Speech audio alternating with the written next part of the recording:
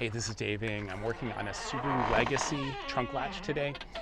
So we'll see the trunk latch mounted on the lid here, and I've already released some of these clips. The first thing we're gonna do is pull out some of these clips. You just pry them off, and I even pried off this rubber stopper on the right and down this side so that I could kind of pull this trunk liner out like the fabric.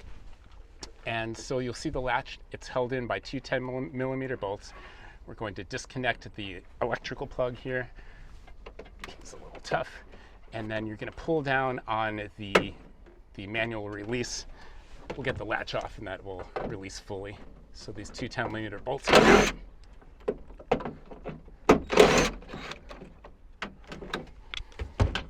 And the latch comes down, and then you'll see that that ball goes into the top of the latch like that and is put back in that way. So installation is the reverse of removal, and I will have the OEM part number and a link to eBay in the description. We'll see you next time.